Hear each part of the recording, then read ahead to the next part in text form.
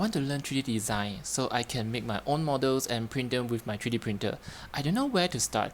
I think I should start with something simple. Simple means easy, right? Right? I have a DIY human presence sensor using an ESP32 and LD2410. It's in a very raw state, I would say. I want to make a simple case for it. So I started with TinkerCAD. Why TinkerCAD? I think it's intuitive.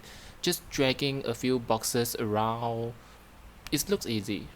My plan is to design a simple box with a lid. The box will hold the ESP32 with a hole for the USB-C port, and the lid will hold the LD2410. Straightforward. My 3D design looks something like this. I drag 4 walls to form a square, then add a wall to the bottom to make it a box. I use the ESP32 DivKit V1 USB-C model by FrameTech6 to mock up the USB position, and add a USB cutout model by Low Class Warfare to make the hole. The hole is there to hold the ESP32 in position. I take the LD2410 measurements and make a U-shaped bracket to hold the sensor on the lid. I export and print it, just a few layers of print. I stop immediately.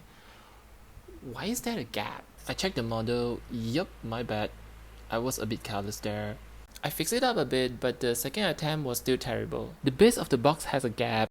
The walls are not connecting properly. And one side of the U-shaped bracket on the lid is just floating. I broke it when I removed it from the 3D printer bed. Also, the lid has no way to snap onto the box.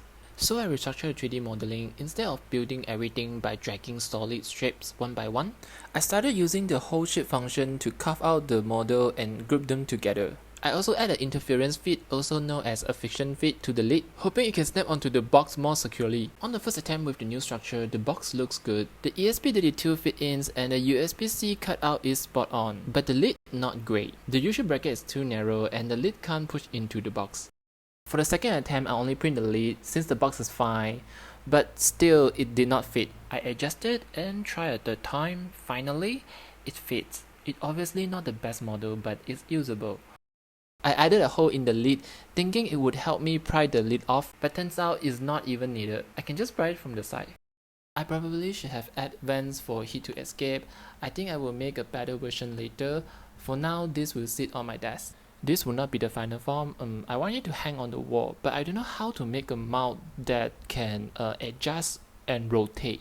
If you have any idea, resources, drop them in the comment. I will see you in the next video.